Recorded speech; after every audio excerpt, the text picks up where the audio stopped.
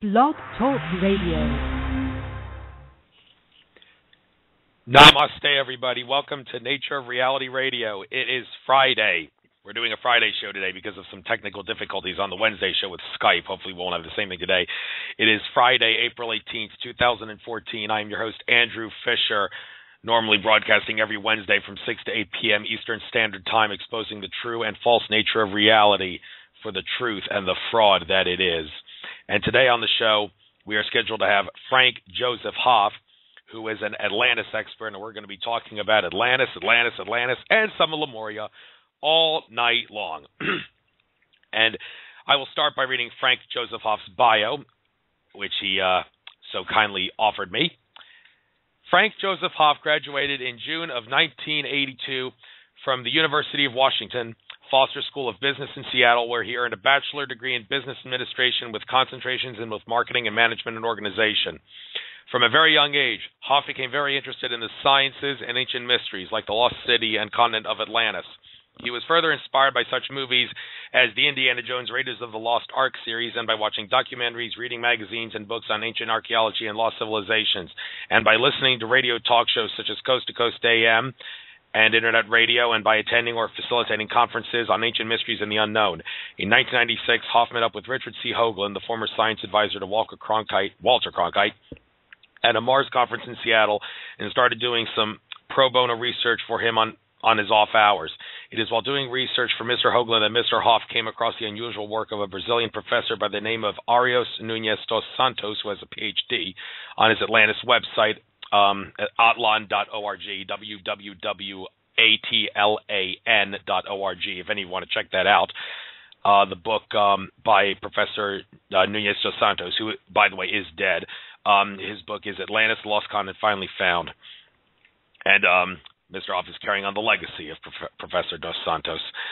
Moving on with the intro here. In 1998, Mr. Hoff first contacted Professor Santos via an email to his son, Bernardo. Then in 1999, after many conversations with Professor Santos, Hoff became his understudy researcher and business agent in order to let the whole world know about Professor Santos' amazing discoveries, and by helping him to get his new book published on Atlantis in English until the professor's untimely death on September 9, 2005, less than 2 months after its release. Hoff is continuing Professor Santos' seminal discovery work by still being his understudy regarding his data, research papers, going on foreign travel to ancient sites, doing research on Atlantis himself, speaking on behalf of the late professor at conferences all over the world, the most recent ones being at the UFO X-Fest in San Leandro, California in 2011, the Ancient Sundaland and LIPI conferences in Bogor and Jakarta, Indonesia in 2010, and the World Culture Forum in Bali, Indonesia in 2013. In addition, Mr. Hoff has continued the partnership started by Professor dos Santos with Captain Hans and Rose Barakoven of the Sunda Self-Archaeology Project and their new organization, Maritime Mysteries Explorers. Maritime Mysteries Explorers, and the website is www.maritimemysteries.org. They have a 19 meters long vessel called the Southern Sun for doing underwater archaeological expeditions and excavations, and are currently based in Malaysia on the island of Borneo. Hoff is currently president of Atlantis Publications, Inc., named by Professor Santos, in order to promote and market the late Dos Santos book, Atlantis, the Lost Continent Finally Found, the definitive localization of Plato's Lost Civilization, in English, and is now being distributed by Random House and is available at Amazon.com and most other bookstores. Well, that's the introduction. Before letting Hoff on, I will, as usual, spend, in this case, 7 minutes at most covering the news, courtesy of Alex Jones and Company at InfoWars. First article, Internet and Broadcast Media Hate Bill introduced in Senate. So-called hate speech has a wide and often political interpretation. Yes, the government is trying to impose not just a police state, but also a nanny state upon America with silly little laws that say you will be charged with a crime if you don't harm anyone, such as soda bottles have to be a certain size and whatnot. And in this case, that's in New York. Mayor Bloomberg was a major Illuminati frontman. And with hate speech, who knows what kind of silly words they're going to ban. Like there was a feminist group trying to ban the word bossy, because bossy, B-O-S-S-Y, because it was in some way discriminatory. Will they do this with this media hate bill to try to suppress speech? Who knows? I don't know. White House counter-terror chief, confrontational, children could be terrorists. This is actually a red link one. Obama advisor tells parents to be suspicious of their own kids. Yeah, they're going to try to take away the rights of juveniles and minors as a stepping stone to taking away the rights of adults. That's something that they've been doing in public schools a lot. And they've even tried to say minors have no rights. You don't have the same rights until you're 18. And they're going to try to take away kids' rights. And now to make it worse, they're saying, watch your kids because they could be terrorists if they're confrontational, quote unquote. Oh, please. Next article. Cliven Bundy, Rand Paul respond to Harry Reid's domestic terror slur. Rand Paul and Cliven Bundy respond to the senator's outburst. Well, if Harry Reid did use the phrase domestic terrorist, well, right there is a clue that he is a New World Order frontman, and he is. He's closely allied with China, which is allied with the globalists who wanted to take over Bundy's land. And this thing about calling people domestic terrorists, it was never about the terrorists in the Middle East that don't exist. It was about the people at home. Give me a break. Leave Bundy alone, will ya? Damn it. All right, next article. Cop tries to shoot dog, ends up shooting himself. Okay, there's a video there. I'm not going to bother watching it. Just goes to show you how dumb some cops are. CIA will soon roll out death squads to deal with activists in eastern Ukraine. Response to ineptness of junta and failure of its eastern operations to prevent secession. Well, why are we getting involved with other countries? The Founding Fathers did not want us to get involved with other countries. They did not want us going to war in other countries unless we are attacked. The CIA has no authority to even exist. It's all about foreign intelligence. Well, the Founding Fathers didn't want us to look at foreign countries, unless, of course, we signed a treaty with them, which is a different story in of itself. Constitution does actually have a section on treaties. And this whole thing in Ukraine, let's just stay out of it. So it's apparently over getting into a civil war in Ukraine over what's happening. Let's just hope it doesn't lead to World War III. Washington's corruption and mendacity is what makes America exceptional. Americans misinformed by a prostitute media and are in no position to protect the U.S. Constitution and its liberty, and their liberty. Yeah, a lot of Americans are just so apathetic, and, well, they're not stupid. They're just ignorant. That's the problem. They're ignorant because they get their information from, like it says here, prostitute media that basically follows a policy of you write what you're told, and if you don't write what you're told, you lose your job. And Americans are saying the Constitution is outdated. Well, it technically doesn't exist because the Founding Fathers passed it without the consent of the people, despite their good intentions. Therefore, the Constitution is an illegal document, but it is still treated as the law. But at the same time, it's good to point out that it doesn't exist because the government is trying to maintain the illusion that it exists, even though they know very well it doesn't. And if we expose it's a fraud, the Constitution doesn't exist. It will expose that the government is a fraud. Constitution doesn't give you rights to anything. It simply states rights you already have. All right, two more articles before we get Hoff on. Fake feminists attack Kirsten Dunst for pro-woman beliefs. Femininity has lost its value and motherhood has become a dirty word. The word motherhood has become a dirty word. Just trying to demonize the divine feminine and suppress the divine feminine. We call Mother Earth because it's a feminine energy dominant planet, and they're going to try to take away the divine feminine. They're also trying to suppress the divine masculine too, but the women they really want to go after, and they have their own ways of doing that, and they're going to go after I'm not exactly sure who Kirsten Dunst is. I don't follow celebrities much because I'm not into that brainwashing and diversion stuff. I am awake people, as you can see, and they're going to attack people like that, just like they killed Michael Jackson for trying to expose the Illuminati. Okay, moving on. What will you do when you can no longer buy or sell without submitting to biometric information? In some areas of the world, payment systems that require palm scanning or face scanning are already being tested. Yeah, it's all about surveillance, all about watching you. They don't care if you have anything to hide. They're just going to use that. If you have nothing to hide, you have nothing to fear excuse to make you give up liberty for security. They want to take away everything from you so they can impose totalitarian global government. And believe me, the surveillance system is in many ways the keystone that holds that arch together. Edward Snowden did a great thing, but we have to act like we understand it's not about safety. It's about tyranny, the surveillance system. All right, but getting Hoff on, hopefully he can hear me. I will know soon enough whether or not there's a problem here. Frank Joseph Hoff, I heard a click, area code 206. Is that you? Yes, it is. You can hear me fine, and I can hear you. There is no annoying music in the background. How wonderful. Well, it's great to be talking to you, man. I guess many people don't know you. You don't really have much of a household name. In fact, that picture of you that you have on Skype, that's the only picture of you I think I could find on the internet to put on my page. And well, I don't know what that says, but I think based on your work, you deserve a lot more credibility, and that's one reason I decided to have you on my show. So please introduce yourself and tell us why Atlantis, among all things. Well, first of all, good afternoon to you, Andrew, and also all your listeners. And it's a pleasure to be on your show. And as far as our project goes, it involves the work of the late Professor Mauricio Nunes dos Santos. It's a seminal work on Atlantis. It's really very different than almost any other work that's out there, and it's because he spent a lot of time doing it. But originally, he went out of his way to disprove Atlantis and the whole notion of it. So he started off that way, and then after about 10 years of research, he found out it really did exist. And so he started turning around 180 degrees on it, and then he did another 10 years to start to fill in the pieces of what is a giant jigsaw puzzle, not just like a 1,000 or 2,000 piece one, but essentially like a billion piece jigsaw puzzle.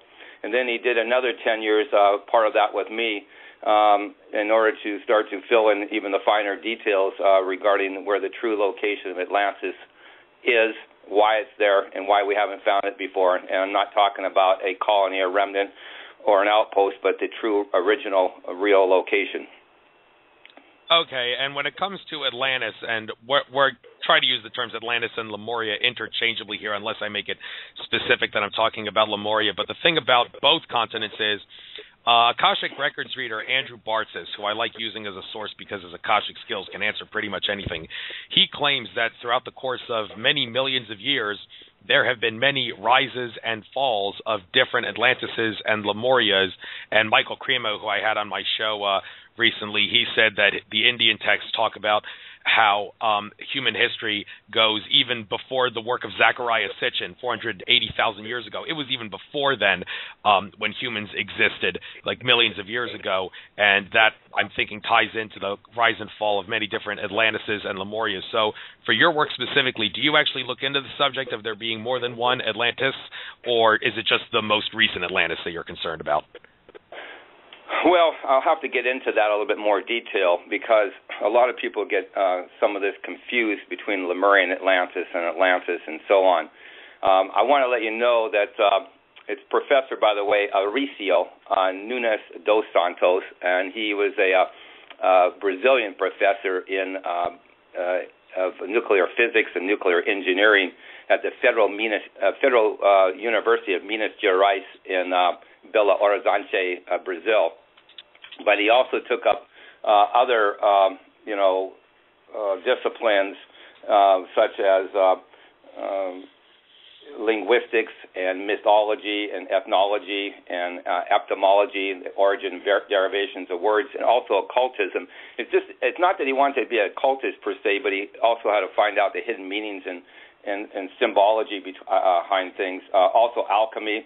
He also went into things such as archaeology and anthropology and things of that, those type of disciplines. And what's happened throughout the years is that there's been many amateur researchers doing this that did not have the necessary disciplines in order to do the work properly, and that's why he got started on this to begin with. So, it's really trying to straighten out a lot of information or misinformation that's occurred over the years, and some of it's because the initiates wanted to keep the true location of Atlantis secret because of it might be desecrated or plundered or pillaged and that sort of thing. And so this has all been a process of finding Atlantis when we can get up to a high enough level, which Professor Santos did, to really understand about the people, about what happened to the destruction, about the culture, about all the different types of sciences and technology and things that they developed. So it's really a whole study, and what this whole project is really about is about humanity.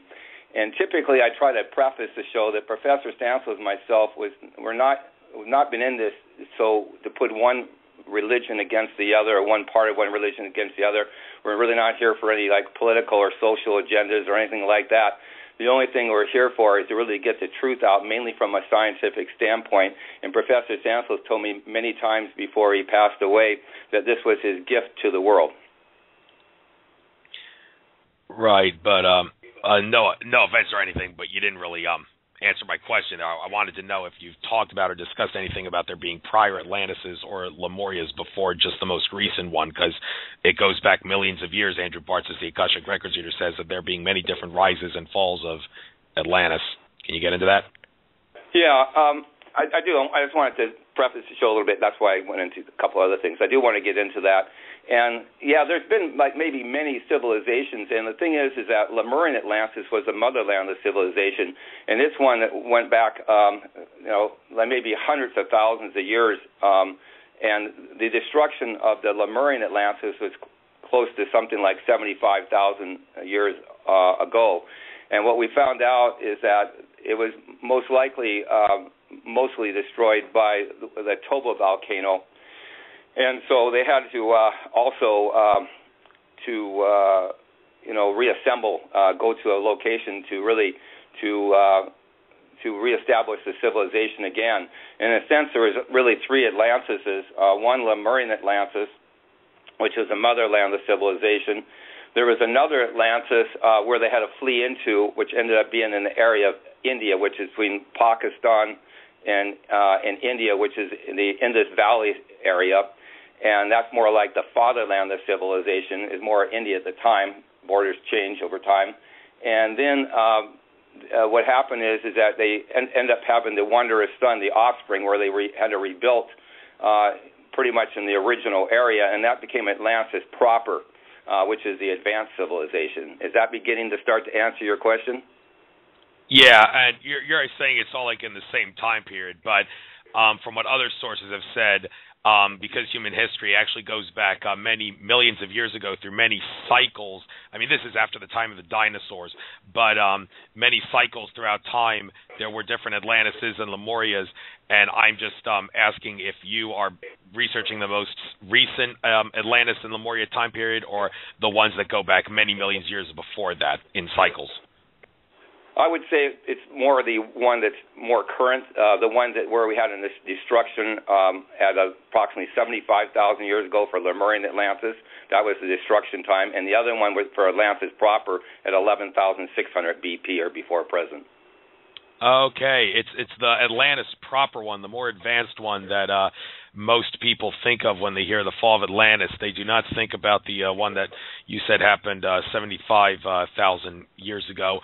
We'll get into that. I'll make a note of that. But one thing I just want to clear up here, many people are confused over whether or not the term Mu, spelled M-U, is the same as Lemuria, or if that's a completely different civilization and continent. Can you offer your take on that?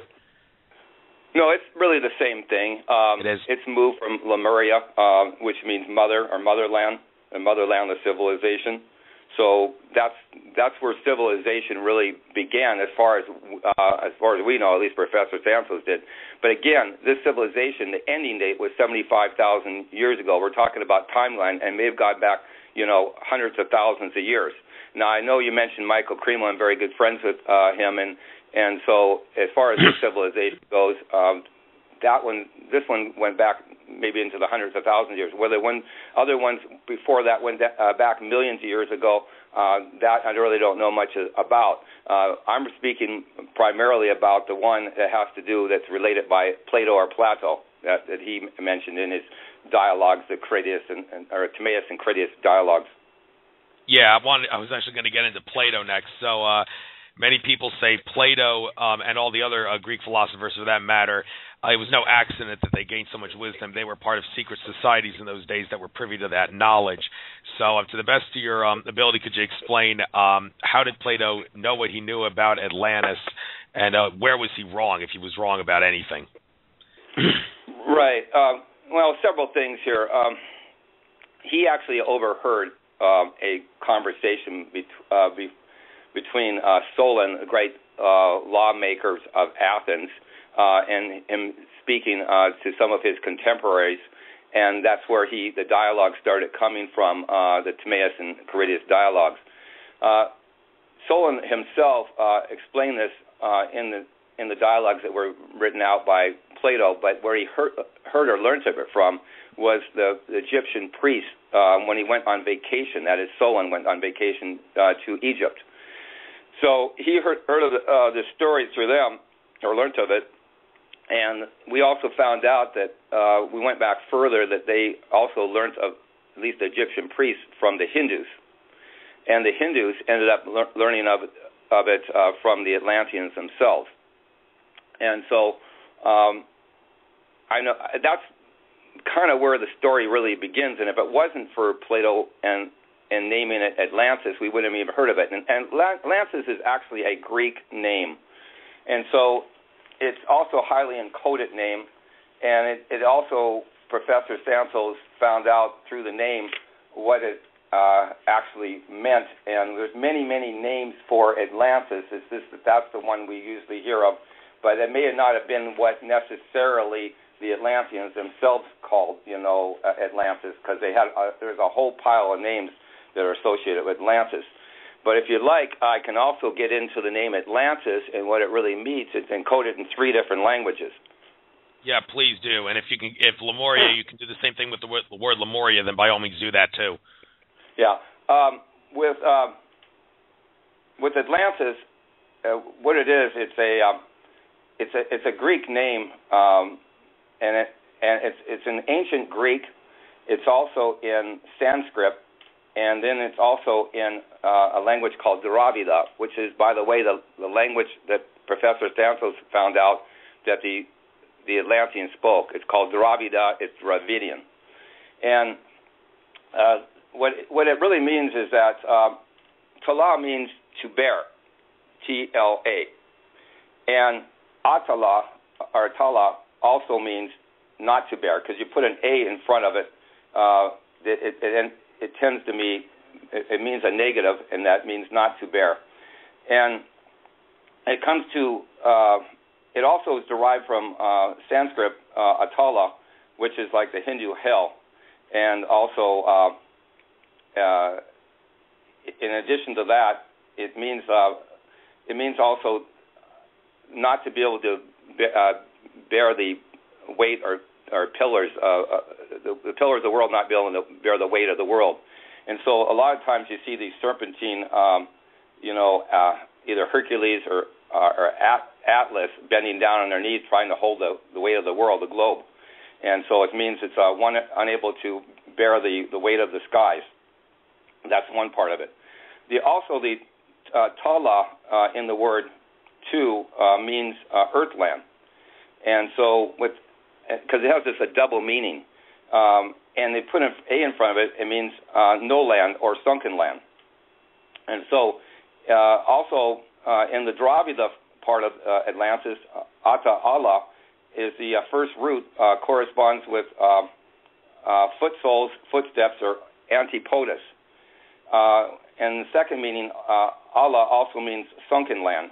So it has these double and triple meanings in it, but when you put it all together, and by the way, the last part, the TIS, at the end ends up meaning like a mountain island. So when the whole thing goes together, it means that Atlantis is located on the opposite side of the world, antipodal, from the Europe area, that is, in the sunken mountain marshland, And so what we found is that area is the farthest west when you take a look at from one side of the world, and also to the farthest east. And so this is a highly encoded word to really putting together where the true location of Atlantis is. And there's the rest of the story goes along with that, is the reason we haven't been able to find Atlantis all this time is we've been looking in the wrong haystack or haystacks. Kind of like that MH370 Malaysian airplane that went down. I don't know how many times I've heard on the news that they mention about looking in the wrong haystack or haystacks. And so what happened is that the names of these oceans have got changed over time. And what I'm referring to is the Atlantic Ocean and also the Indian Ocean. The Indian Ocean at one time used to be called the Erythraean Sea even. The Pacific Ocean was supposedly found by an explorer by the name of Vasco Balboa. But most importantly, it was named by an explorer called Ferdinand Magellan when he saw it through Chile and Argentina and Chile Way. And so he named it Pacifico or Pacifica, depending on how you use in a sentence, which is from the infinitive verb in either Portuguese or Spanish called pacificar, and it means to be calm, passive, peaceful. And when he saw the ocean, that's what he thought what it was, and he named it the Pacifico. And what we've done is we dropped either the O or the A on how you use it in a sentence, and that's why it's called Pacific, and the name stuck. So what happened also is same with the Indian Ocean, as we call it today, was named the Erythraean Sea. But before that, both these oceans were named the Atlantean Ocean, or the oceans of the Atlantis. The only one that ended up kind of staying about the same was the one that we call now Atlantic Ocean today. What would have been a lot easier if they would have named something like the Atlantic Ocean as we call it today, maybe like the English Ocean, if they would have kept the Indian Ocean, the Atlantean Ocean, or Atlantis Ocean, or the Pacific Ocean that way, then it would have been a lot less confusion, because just about everybody thinks that if it's Atlantis, it's got to be in and around or near the Atlantic Ocean or Atlantis Ocean. You follow me? Yeah. So in regards to the location, can you maybe so the give a location is, if you look from one side of Europe, it's to the farthest west. If you look from the other side, it's to the farthest east. It's where these oceans, the Indian Ocean meets the Pacific Ocean, between the Java Sea and the South China Sea. And so that area where Professor Santos ended up locating a true location of Atlantis by reverse engineering it there, and also finding the spot where 20 million plus people could survive in the middle of the Pleistocene Ice Age, was the area of Indonesia and the surrounding area. That's where east meets west. Okay, so you're saying all those people who say Atlantis is the Bimini Road area of the Bahamas are totally off course. They're totally off course, but I'll tell you something. It could possibly be a remnant or an outpost or a colony at best. And so many other areas, let's say ones that could be in the Mediterranean or near Spain or some of those things, places. Also, same with South America, the same way. As a matter of fact, after the destruction of Atlantis, they ended up fleeing into the area of South America between Ecuador and Peru, and also some of the parts of southern Mexico. But they had to, at the middle of the Pleistocene Ice Age, at the height of it, they had to be in a place where it was tropical, as Plato mentioned in his dialogues, and also could support a population of over 20 million people. And anything above 30 degrees north latitude, and maybe even closer than that, and below 30 degrees south latitude, as far as we're concerned, is out of the question, because we're middle of Pleistocene Ice Age. I mean, look at this. If you have Antarctica, which they've taken core samples, scientists in situ, where they've come back to somewhere between like 1 million and 2 million years old, the ice has been there. You can't really support a population of let's say, even hardly 1,000 people down there, let alone 20 million on an ice cube. So, and besides, the average temperatures are going to be at least 5 degrees colder in Antarctica than they are currently today, centigrade. So it's going to be, not that place, not the North Pole, and a lot of other places, including even North America, where I'm at here in Seattle, would be the same situation, where the ice was on these continents were as much as a couple of thousand meters high, which is like close to a couple of miles high on the continent here, and so you can't. It couldn't couldn't be like in the United States or Canada or something like that. So there's many places around the world did not fall into the correct geographical place because they needed the right temperate climate. They also needed the right soil for growing all the different types of crops. They also needed the precipitation. And the area of Indonesia and the surrounding area, including Malaysia and also Brunei, the Philippines, a lot of these areas around Indonesia are suitable for that kind of population to flourish. Right. And there's also another theory by Graham Hancock talk about this, and it's based on the work of that guy Charles Hapgood, and there's a theory that Antarctica was Atlantis, and because of crustal displacement, as Hapgood said, where the crust could move like the skin of an orange that's ripped off an orange moving around an orange, crust could do the same. That caused Atlantis to go down to the South Pole. You're saying those people are off course too, right? Yeah, and here's the reason why, and you probably never heard this before, so I'm going to straighten this out really clearly, I hope, for you and all your listeners. Yeah. This has to relate to a thing called pole shift, or Earth crustal displacement. The first thing is that Charles Hapgood and a couple of his colleagues, I think one was called John White that wrote about this later, they were not any scientists at all. They were just, they're naturalists. They weren't true scientists. That's number one. Number two, there's three different types of pole shifts. There's one called terrestrial pole shift, and that's one they're referring to, which did not take place, does not happen. There is another one called magnetic pole shift that does happen, and there's another one called celestial pole shift that does happen. Now, let's go to celestial pole shift, the last one I mentioned. That has to do with the precession of the equinoxes, the position of the stars in the skies, the wobble of the Earth. That goes approximately 25,900 plus years that on a rotation. But that's why you see it changes with the stars and eyes. That pole shift does happen because of the wobble in the Earth. So that's number one. That does happen. That's celestial pole shift. Number two, we also have magnetic pole shift, and that has to do with the magnetic pole and the molten core in the Earth, in the center of the Earth. There is some change of that because it's molten, and so you do have this variation between of the pole, and that can actually shift because of the molten core of the Earth. Okay, that's number two. That one is true. Number three, we go to terrestrial pole shift. This particular one is now, we know much more about it because of plate tectonics.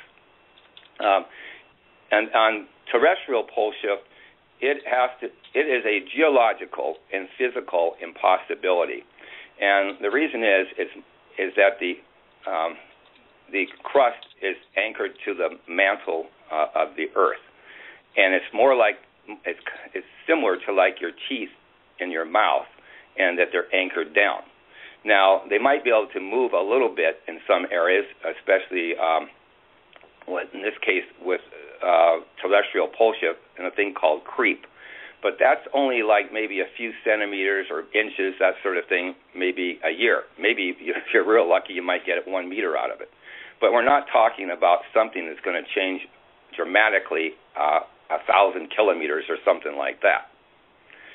Or even 1,000 maybe kilometers, especially in a year. By the way, it's a little different than what takes millions of years. Is called I'm trying to think of the other one, continental drift. Okay, that's something that takes maybe millions of years, but that's a different thing. But the terrestrial pole shift is a geological and physical impossibility, and it also defies what they're saying in the angular momentum, conservation angular momentum physics as well. So that is something that a lot of these people like Charles Hapgood and maybe John White and others that have come up with this have now recanted from and moved away from that position because of what we now know regarding plate tectonics. Does that help answer some of the question? Yeah, and it also shows that Albert Einstein, who supported the idea of crustal displacement, was kind of confused about it too. So many would find that kind of hard to believe. But hey, Einstein was wrong about a few things. So, but we're not going to get into that. That's for another show. But I want to talk about Atlantis again. Yeah, what do you want to say? Yeah, what we've learned about the technology, about plate tectonics and about the Earth over the last, let's say, 50 years or so, has changed some of this, because some people kind of latched onto these things, but by the way, really wasn't a theory, as it really was a hypothesis about this Earth crustal displacement. So as far as any geologist or notable scientist that studies the Earth and these kind of things, that whole idea of Earth crustal displacement in that movie 2012 and so on is all basically nonsense. Right. But one thing that many people think is not nonsense is the idea that the Giza pyramids in Egypt and the Sphinx, that was actually a base, a remote base of Atlantis that wasn't actually on Atlantis. And some people say that the paw under the Sphinx, that Edgar Cayce, the psychic, said that place under the paw will house secrets to Atlantis. And other people have said that the Giza Pyramid Complex was a remote base of Atlantis. Do you or do you not subscribe to that idea? Well, let's put it this way. The pyramids that are pretty much all around the world, at least anything that's how do you say, a real pyramid, okay, that's a bona fide pyramid, they are signatures of Atlantis.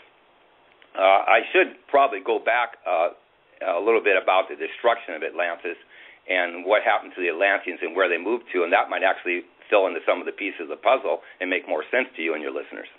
Yeah, but please go into that. You've got the floor. Okay. With the destruction of Atlantis, and there's a couple ones I mentioned, Lemuria and Atlantis, they had to flee, first of all, after the destruction there from the Toba volcano, which, by the way, is one of the most powerful events we ever had occur on the face of the Earth that we know about. And this is a caldera supervolcano, the one that's also similar to the one in Yellowstone National Park. They go off so many hundreds of thousands of years, and the one in Toba did go off.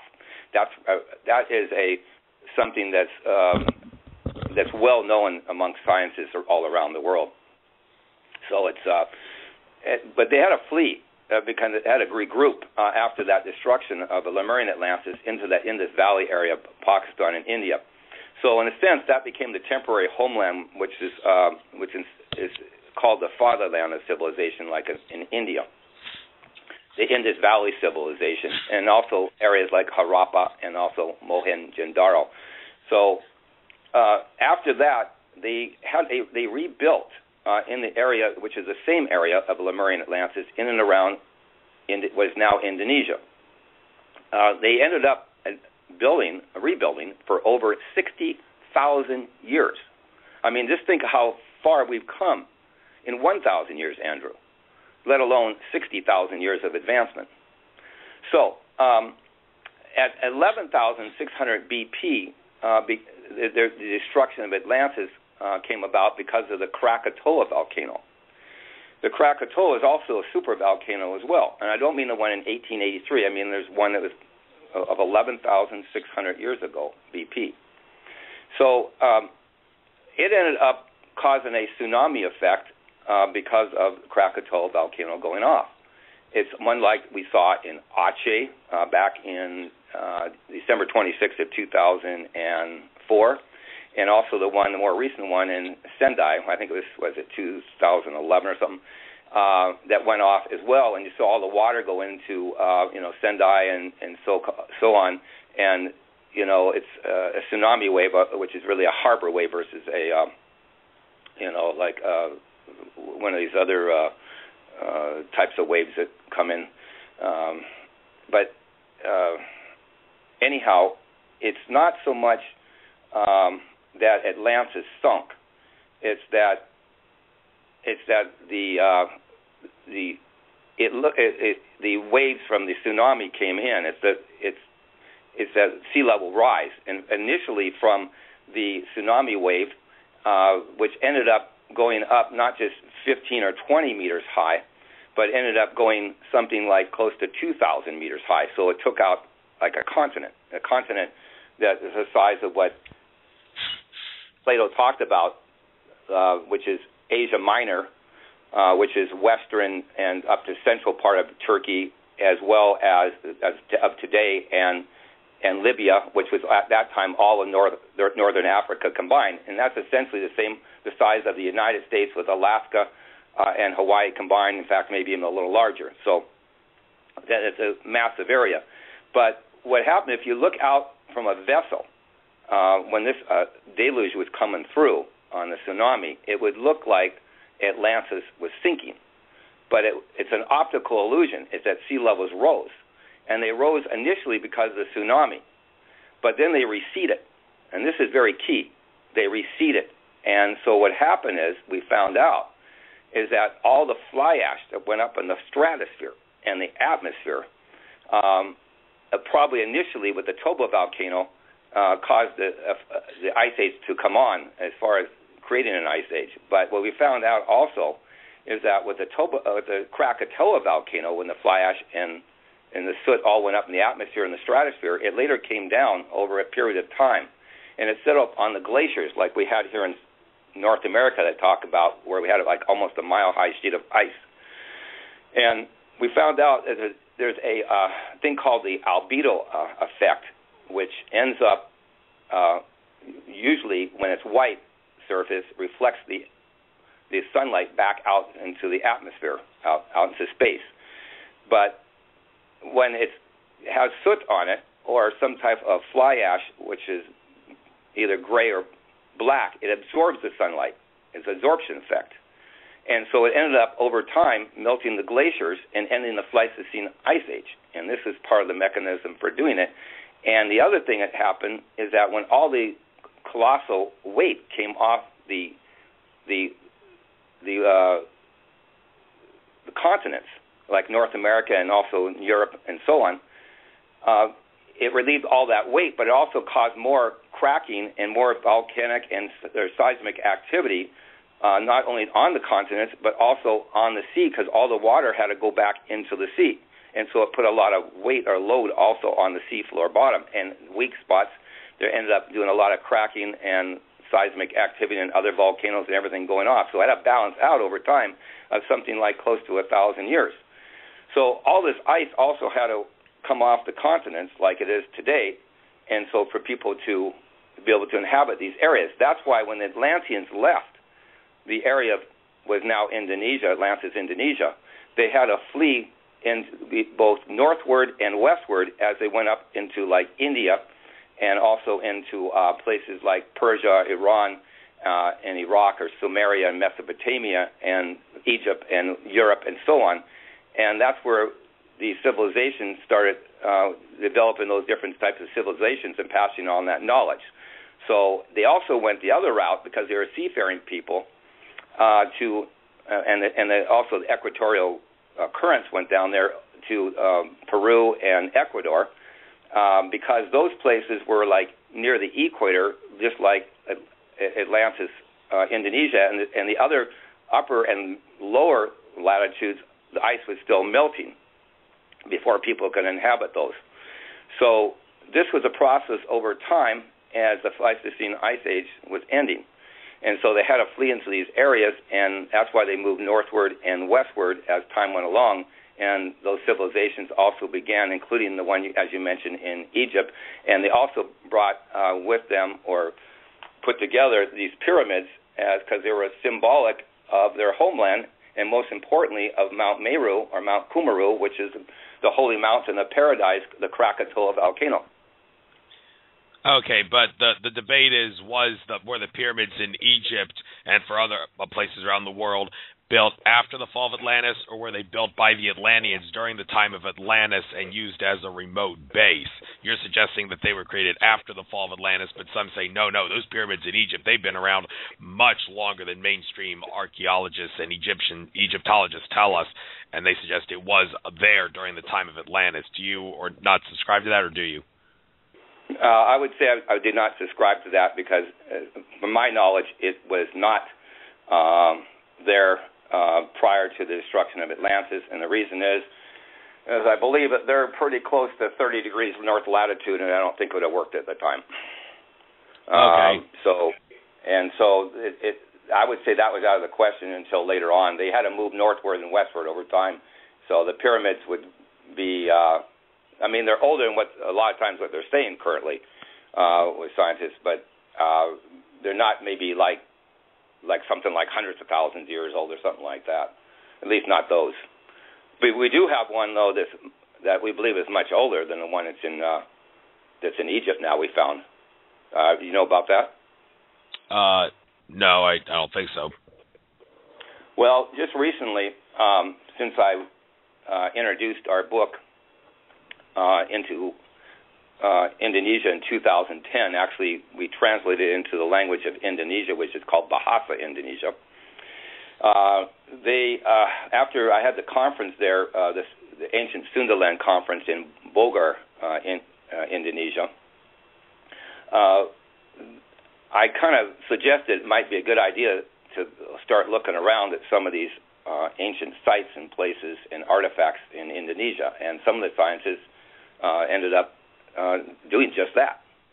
And they found they had an ancient mountain pyramid that's been known for a while, but they didn't really think too much about excavating or doing anything with it. But they decided they're going to check it out, and they did. They ended up taking core samples going into what is called the Gunung Padang Pyramid, which is located about 20 kilometers southwest of a city called Cianjur, that's Cianjur, in the province of West Java, Indonesia. And they originally started taking these core samples, and they found out that they dated to about 9,500 years old. But that's only because they only drilled in something like about maybe 5 meters. But when they went into about 10 meters, they started getting ages something close to like 11,000 to 12,000 years BP. But when they went into about 15 meters into it, they ended up getting something closer to like about 14 to 15,000 years old. So then they went and drilled even more in to about 20 or so plus meters to 25, and they ended up getting dates that are going over 20,000 years. And the last time I heard is they got up to close to 22,000 years old. Now, they had them carbon dated in 2 different laboratories, one in Indonesia and the other one, which is one of the best ones in the world, in Miami, Florida. So they were doing a lot of excavations towards the outside, but just recently, about maybe a month ago, President Susilo Bambang Yudhoyono went up there with the presidential task force and the media and other dignitaries and whatnot, and he gave their permission or his blessing to actually excavate deep inside into the pyramid, where they've done all the geoelectric and also ground penetrating radar, and found there's all sorts of caverns and chambers and all this stuff inside this artificial mountain, a megalithic mountain pyramid structure. So in about another month or 2 from now, they're going to start going deep into the pyramid. They're going to start the excavation. I seem to recall maybe Michael Cremo did talk about this briefly when I had him on my show. It is coming back to me for a moment. But anyway, speaking of Michael Cremo, there's one thing I want to talk about. In an interview I saw Michael Cremo do, he doesn't do much Atlantis research, but he did mention on it briefly. He said that Atlantis is connected with the god Poseidon, and many people debate what Poseidon actually was. Was he a fictional god? Was he a human that people looked up to, or was he an extraterrestrial? People don't know. But the point is, he said that there is some connection between Poseidon and Atlantis. Do you know what that connection is and could be? Yes. According to Professor Sansa's research, he was the founder of Atlantis. He was. And one other thing, too. The capital city of Atlantis is also named Atlantis, too, the capital city of concentric rings and circles, that sort of thing. The other name for the capital city was called Poseidonis. So it's a lost capital city and continent of Atlantis. And again, the second name to that is, they call the capital city, was also Poseidonis. Okay, I guess that does seem, many people would say, well, there's an obvious correlation there because the words sound the same, but who knows? We still don't really know what Poseidon actually was, but I don't really care to debate that. But one thing I do want to talk about is the fall of Atlantis that you mentioned, which is not the same as Atlantis proper, I believe you called, that happened 75,000 years ago. How did that happen? Was that the volcano one? That was not the same as the... That was from the Toba volcano. It was the motherland civilization. It was where civilization began. I mean, this is a cradle or birthplace of civilization, not Mesopotamia or Samaria. This is where people make mistakes. And I tell you, here's another thing that's really important. Atlantis, especially, Atlantis proper versus Lemuria, is where agriculture was developed. This is really important because Professor Santos basically feels that agriculture is probably one of the biggest inventions, if not the biggest invention of all time, along with animal domestication. Because what it does is it allows humans to be able to fixate to the land and not be hunter-gatherers. So you can develop things like the culture and the sciences and the metallurgy and also the religions and all these different things. And I mean, Atlantis, Indonesia today is just absolutely steeped in culture. It's where culture began. It's where it was invented.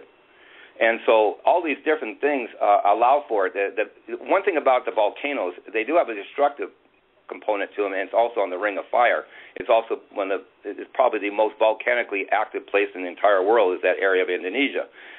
The other thing is, too, it gives out the volcanically rich soil. So they are able to, and even today, produce as many as 3 crops per year, and these different grains. And the main staple is the rice.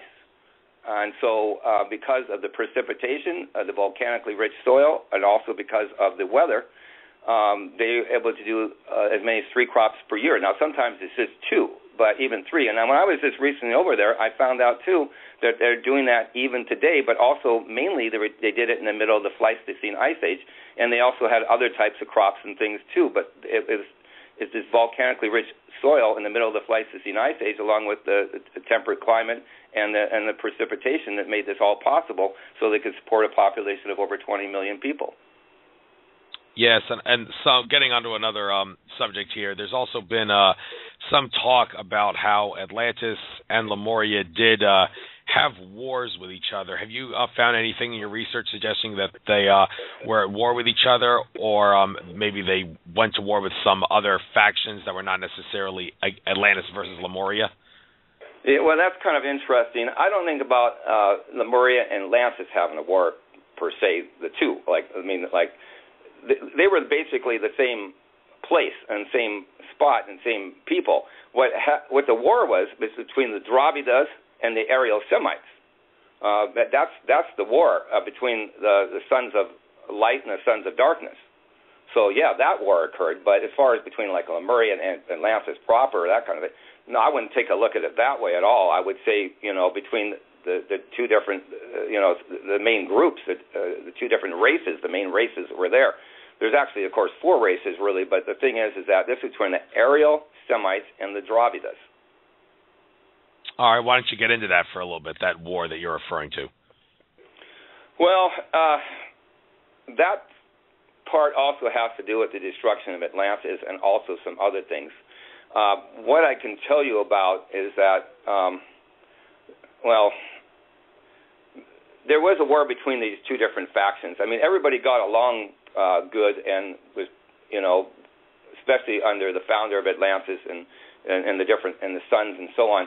But they kind of started getting off track and not following laws and rules and things like that. But so what happened is they ended up getting a war between a couple of different factions, and so this also led to a technical nuclear war in areas such as in and around Persia at one point, and also and that might have been later on, but also in the Indus Valley area between Harappa and Mohenjo-Daro.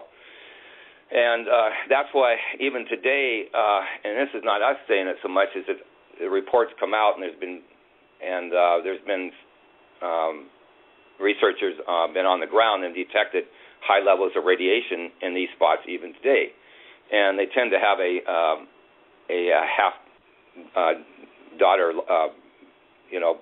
products, signature products, nuclear signature comes off them that dates them back to that time period of 11,600 years. So you can still pick up these radiation signatures with these half-life daughter products even today in that Mohenjo-Daro and also Harappa areas where the Atlanteans were, because they were having some of these technical nuclear wars going on. Now, some guy apparently got the bright idea, which wasn't so bright, to get one up on the other side. And so what they did is they ended up, and Professor Santos knew well about this because he was a nuclear physicist and a nuclear scientist, so he could recognize more of these type of signatures of dropping a nuclear bomb in and around or down the Krakatoa volcano. Well, what they didn't quite realize is it ended up going off a lot more than what they thought it did, and almost ended up extinguishing the whole Earth. So that's why the Krakatoa volcano ended up being a little more powerful when it went off than expected because of all the chain reaction. And he put in his book, and I can't remember exactly what it was, but I think it was something like the equivalent of 1 million nuclear bombs going off of the size that was dropped over Hiroshima and Nagasaki. All right, getting away from Earth-related stuff, let's go back to what Atlantis was like. The government of Atlantis, or some people say, no, they wouldn't need a government. They were all at harmony with each other. There was no need for a government to protect everybody because it was all heart-based peace. So do you know anything about Atlantis' government? Well, the only thing I know on this is that it's where they developed these, civilization as far as, the government and philosophy and society and culture and all these different things, that go along with the civilization. Sure, they had that, but what happened, and maybe it's happening today to some degree, is there's kind of a breakdown. Things aren't functioning well. People maybe not following the rules. People not being held accountable or responsible. And people getting away with corruption and all this kind of stuff. And some of this played into the downfall of Atlantis, and also maybe the wars and factions between the two races. The Aryan Semites and the Dravidas. So, look, you asked this question before about civilizations come and go. That can happen. Even Professor Stances on our website, which is, by the way, www.atlan.org, is a translation into subtitles that if there is a major destruction like what happened in Atlantis, we basically go back to the Stone and maybe Iron Age, actually Stone Age, and before we actually developed, iron tools and things like that. So civilizations can rise and have great prominence like Atlantis and fall, and we all should learn a lesson from this as well, and that's very important. I could also I have a little thing I could read too. What is the importance of Atlantis for mankind? Be all right if I just read a little bit about this? Please do. Okay. Atlantis is the source of most all religion, most all science, and most all races and civilizations. It is the cradle or birthplace of world civilization, where civilization began. Its discovery now, at the very dawn of millennium, has been predicted from the deepest antiquities and is indeed the true message of the Gospels and other such holy books. The discovery of Atlantis brings back the hope of rebirth of the Golden Age with its promise of universal peace, harmony, love, and happiness for all mankind. It will also cause a major revolution in our view of the world, of both our past and our future, for it is a remembrance of our ancient ancestors from our ancient motherland and fatherland, in honoring them. All this happens now as we enter the third millennium, the age of Aquarius. Since you mentioned Age of Aquarius, I think I should ask, were the Atlanteans big on astrology, or is that something that's out of your realm of research? Well, from my understanding with Professor Stansos, is they very well knew, about astronomy, and also as far as the stars, the planets, all this kind of thing. They were very adept about this, and also regards to the Earth as far as being able to circumnavigate the globe as well. So they had a vast knowledge of that, both in geometry and mathematics, and they well knew about the astronomy. And so whether it be with astrology, I don't know. But as far as the astronomy part goes, they very well knew about these kind of things. Okay, one of the things about Atlantis, which you did mention briefly earlier, that many people think of when they hear Atlantis, one of the first envisionments that comes to mind is that whole concentric circles thing. What is that? What's the deal with that? And all the people who envision that, it's such a prominent Atlantis symbol. So get into that, please. Okay, I'm going to have to approach that from about 3 or 4 different ways. First of all, I want to go to this idea of the Pillars of Hercules that also involve this as well. A lot of people think that Pillars of Hercules is like in Gibraltar, between like Spain and Morocco, that area, and Gibraltar Strait. But what we found out is that's just like an archetype or some type of a decoy, that kind of thing, as far as where the true Pillars of Hercules is. We found that there's at least 3 Pillars of Hercules that are in the Indonesian area. And what they did is they changed as time went along, as different straits opened up. Now, the original Pillars of Hercules, or Pillars of Atlas, what we found is between the islands of Bali and also Lombok. Bali has the mountain that's like something close to like 3,000 meters high, called Mount Agun. And also there's another mountain on Lombok called Mount Rinjani, and I think it's over 3,000 meters high. Actually, I flew over it and saw it. And these were the 2 original Pillars of Hercules, the original gateway to the capital city of Atlantis, going down the Lombok Strait, down the Wallace Line. Now, that's the original one. Later on, as the Malacca Straits opened up, they ended up being like between like Krakatoa and Toba. And so that was the one through there. And then after the destruction of Atlantis itself, Atlantis proper, the Sunda Strait opened up, which is now between Sumatra and Java. And by the way, at one time it used to be called all of Java. It was known as Upper Java and Lower Java, but now it's called Sumatra. The name again changed there. And the other name is called Java, or actually Jawa. The actual Dravidian name is spelled Java, but the V is pronounced as a W. And even today, they spell it Jawa and call it Jawa over in Bahasa, Indonesia. So that one opened up, and the pillars that flanked, or the last ones that flanked the Sunda Strait, Pillars of Hercules, is between Krakatoa and Mount Dempel, and those were the last ones. But going back to the original ones between Mount Rinjani and Mount Agun, what lied with the capital city is what lied in and behind the Lombok Strait, and that's where all the great ships came into port, because it was deep enough, and also they had the hydraulic engineering and the canals to bring all the ships into port to either unload or load all the different goods going out to different outposts or places potentially around the world.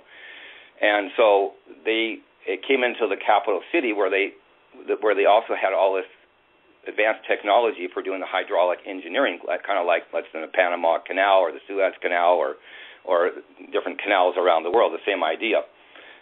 And so this is a signature also of their technology and what they did, and this is this has allowed all these great ships to come into port, and that was their capital city. And so where a lot of the commerce and things took place. And that, we found out, lies in beyond the Lombok Strait. Okay, one thing I want to talk about in regards to the fall of Atlantis, some other researchers have opened up a few cans of worms, and no doubt you've done the same with your Atlantis research. But in regards to Atlantis falling, some people have asserted that the layout of the solar system was actually different in most recent times, and some people say that, like, as far back as 8,000 years ago, Saturn was a lot closer to Earth, and the fall of Atlantis coincided with a solar system cataclysm. And some other sources have talked about how there was actually a nearby supernova that caused lots of energy to come towards Earth, and some people say that is equated with the fall of Atlantis, because the supernova, they say, was around 9,500 BC, but that's a little after the fall of Atlantis, as you claim. Have you found anything in your research to suggest that there was some sort of a major cataclysm that changed the layout of the solar system? Well, what you're referring to is 9,500 BC is equal to, like, close to 11,600 BP. But as far as I don't know about the alignment of the skies and all this kind of thing that with Atlantis. There may be some type of thing that could have lined up, maybe just. And I don't like to lose coincidences, but maybe something lined up in some ways, and somebody pointed to that, and it just happened to be at 11,600 years ago, and maybe they just point to that. But those things, I don't know whether you can make something out of that or you're not. That I'm not really sure about. Yeah, I don't blame you. It's that could open up a whole new can of worms, and the fact that people have offered different stories about how that solar system cataclysm happened is a little bit of a head scratcher, because you'd like to arrive at one single answer, but apparently that's something that we just can't do. But on that note, one thing that's really driving me crazy nowadays is the fact that if any mainstream scientist or archaeologist tries to shy away from the mainstream and dare talk about Atlantis existing or anything like that, they're going to lose their job, and their reputation will forever be tarnished, simply because there are malevolent forces in power who want to suppress the true nature of what history is actually like. This is a big deal, because all this stuff that we talk about with Atlantis would not be suppressed if this was not happening. I mean, they say, well, find a way to destroy the powers that be. Well, that's easier said than done.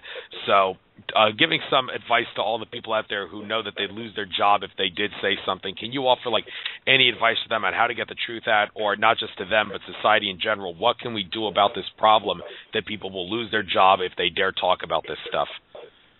Okay. Before I answer that, and I will answer it, I want to back up and just mention that Professor Santos said, too, is that volcanoes going off is a lot more prevalent than something coming in from outer space, like a meteor or an asteroid, to destroy Atlantis. So that might be something to your previous question about these, people thinking something line up the stars or maybe a meteor coming in. But he felt that what's happening on Earth is it's much more prevalent to have these, especially in the area of Indonesia, having a volcano coming off, causing destruction of Atlantis versus, let's say, a meteor. So I just want to mention that. As far as the rest of your question goes, Professor Santos looked at it this way. He said at one time that a long time back is that scientists were originally very interested about Atlantis, and they were really intrigued by it and very wanting to do the research and do things on it. What happened is that there were so many different amateurs doing the work that did not have the proper credentials or background. They didn't do the work properly, that many scientists got turned off by it, because they ended up pointing to the wrong places, let's say in the Mediterranean or the Caribbean or around Spain or Antarctica or all these different places around, and nothing became of it, or became of the whole situation, no evidence. That's why in Atlantis, Indonesia, we're now looking at a piece of physical evidence that's huge. It's really literally maybe bigger than the size of the pyramid, the Great Pyramid Khufu in Egypt. So the Gunung Padang megalithic pyramid mountain. By the way, there's all sorts of stones that are weigh, maybe half a ton, 1 ton, 2 or 3 tons that are laying all over the mountain as well. They're megalithic stones. So, and they also have a tone quality and all this kind of thing too as well. But they ended up getting turned off by it, and so this is where it became more like a taboo type subject. And so, some of it was due because the initiates wanted to keep it secret, and some of those were the Phoenicians, which is now like in and around Lebanon. And they didn't want it pillaged and plundered and desecrated because this area was also the area of gold and silver and many minerals, and that's even today. So that's another reason it's also in Indonesia. Besides having the giant elephants that you'll be able to see one of them that's been reconstructed in the Geology Museum in Bandung in West Java, Indonesia, which I think I sent you a photo on too, and some other things about the Gunung Padang period. But this is they call it a stegodon, but they're the size like a woolly mammoth or a mastodon that they used to use in wars and battles. So that's another piece of evidence as far as I'm concerned, besides what they're likely to find inside the Gunung Padang pyramid. And by the way, I think there's a very good chance, what you mentioned before regarding Egypt and what Edgar Casey said regarding the Hall of Records, there's a very good chance they might even find something like the Hall of Records inside this Gunung Padang pyramid, because there was supposed to be at least 3 places. One that was supposed to be in Egypt at the near the Sphinx or the Great Pyramid. The other one was supposed to be something like down towards either Central or South America, maybe like in Guatemala. And the other one, I believe, is in Atlantis, Indonesia, the homeland itself. And it's encased in a very good place up in the mountains that, because of the sea level rise, it's not would not likely to go to this particular area. So there's many chambers inside this that they've detected, and now they're looking to go inside it. So what people are usually wanting is they want to see the physical evidence. They don't want to just hear about, we think it's here, I think it's there, or just try to make all the pieces of the puzzle fit by looking in the wrong haystack or haystacks. What Professor Stancils and I'm doing is actually pointing people to finally the right haystack, just like trying to find that airplane, the Malaysian airplane, and you might actually have a chance of actually finding something. Now, in this case, so far, and there's a lot more things to go in Indonesia, we believe that this Pyramid Mountain, it dates more than 22,000 years BP, may be a good start as far as a piece of evidence, and also the stegodon elephants, the size of the woolly mammoth that Atlantis was famous for. So the thing is, there's been a lot of misinformation, as you say, maybe from the powers to be, and also from the ancient initiates themselves that didn't want this area pillaged and plundered and desecrated because they had respect for our ancient ancestors, where we lost 20 million people in a day and a night, which, by the way, is the highest amount of people we've ever lost on the face of the earth in the shortest amount of time, and also the highest percentage based on the population of Earth at the time. Okay, and I want to talk about the way of life, the ways of living of the people of Atlantis for a moment. You've talked a lot in this whole interview about the fact that there was an ice age during the time of Atlantis. Well, I've heard other Atlantis researchers say, as far as the Atlanteans were concerned, the ice age was irrelevant. They were such a sophisticated race that they could manage living in ice age times easily. It was like insignificant to them, the type of weather, because they were that advanced a race, that in touch with nature and everything. Have you seen anything in your research that would suggest that the people of Atlantis would have had to cope with there being an ice age on planet Earth, or it was not a big deal to them whatsoever? Well, it wasn't that big a deal to them because they were living in an area near the equator, which, by the way, this is kind of important as well. The area of the equator still goes over what is the Sumatra today. Now, what doesn't go over there is the meridian or the longitude. The longitude is now in Greenwich, England. But it wasn't always there. It's because of the convention, and also because England was an imperial power, and they had the most powerful navy in the world. So it got changed there to Greenwich, England, which is not in London, but is about maybe 12, 15 kilometers east of London, in the Greenwich Observatory. That's why it's there. It's called Greenwich Mean Time, Universal Coordinated Time. Now, what that has to do with is this. Before it was in Greenwich, England, it was also in Paris. Before that was Paris, France. And before that was in the Canary Islands because they thought that was Atlantis. But before Canary Islands, it may have been someplace else, but eventually it was in Atlantis, Indonesia, and it went right over Sumatra. So the meridian was over there, and also the latitude. It was at 0 degrees latitude and 0 degrees longitude. Now, on the back of our book, there is a sun that ends up rising from the ocean. And also, even to date, there is, on the Japanese flag, there's a white background with the sun rising. They're known as the land of the rising sun. But in a sense, they really aren't. What it is that Atlantis, Indonesia, was the land of the rising sun. And also, they were where the day began and the day ended. So what we show is that when you're in Atlantis, the sun would look like it was rising from the ocean and then ended up setting behind the mountain. So it was the land of the rising sun and also the land of the setting sun. And that was done by convention at the time of Atlantis. So that area is the true area of where it is, and they had all the different means to support themselves in the middle of the Pleistocene Ice Age. And there's really no place on Earth that really had that type of capability with the volcanically rich soil, with the precipitation, and where rice was invented, their staple crop, as well as a whole lot of other crops and other things such as frankincense, and which, by the way, I saw a tree up on Gunung Padang Pirin, which was a frankincense tree, and I have lots of them over in Sumatra, and many other gold and silver and copper and tin and zinc and things in order to create the different weapons and things they have. And they also have many different woods and things, too, as well as the spices and things that they have. So if you take a look at all the different things that's mentioned in the Timaeus and Critias dialogues, they come up with this area is really the only area that has all these different types of minerals and resources that could support a population, not here in North America, it was under a mile-high sheet of ice at the time of the height of the Pleistocene Ice Age.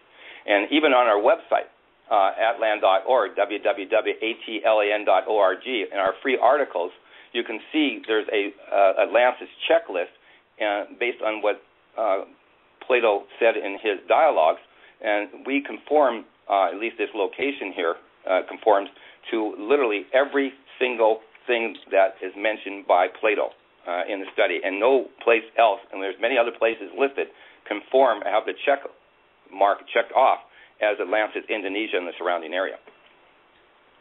Okay, I want to talk for a little bit about the subject of Atlantis and religion, because you say Atlantis was cradle of civilization. That's where religion was really founded. Well, there's a little bit of a debate going on there, because many have asserted that the religions, it's really not a good idea to take up a religion because they were actually invented as a consciousness-suppressing tool by the powers that be sometime after the fall of Atlantis, the religions are, and the real belief system that everybody should be following is metaphysics and spirituality, realizing your infinite consciousness and raising your awareness, and people assert that the Atlanteans were actually aware that of that whole thing, your infinite consciousness, your everything that is, was, and never will be, and that's why they were so in tune with their reality, even though they were people like us. So that kind of contradicts the idea that they would have followed a religion, because metaphysical and spiritual people know religion is not something you should be taking up because it'll suppress your consciousness. So do you really believe that was where religion started? That's where most of the religions developed, but they're also highly spiritual type people too. It's just where the religions. I mean, this is where the civilization began, and so when they were able to fixate themselves to the land because of agriculture and animal domestication, they are able to take up other things other than just worrying about, finding food all day long and preparing it.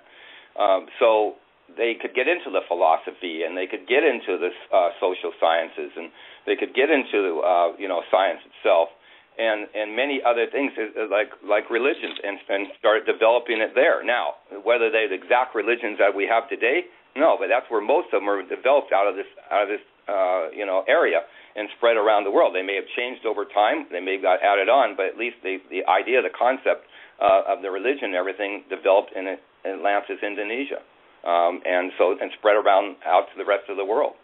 And so, different religions have come that may not have any name that's even similar to what's the ones that been in Atlantis, but at least the development, the idea, the concept, everything like that. Same with philosophy came from there too, and also metallurgy. The development of that. These are major inventions and things that you may not think hardly a thing about, like even all agriculture, but extremely important. And the development of this is truly amazing, and that's what allowed things to really develop. And again, not in Mesopotamia or Sumeria. Those are places, and even Egypt are second homelands or third homelands. They're not the original cradle or birthplace of civilization.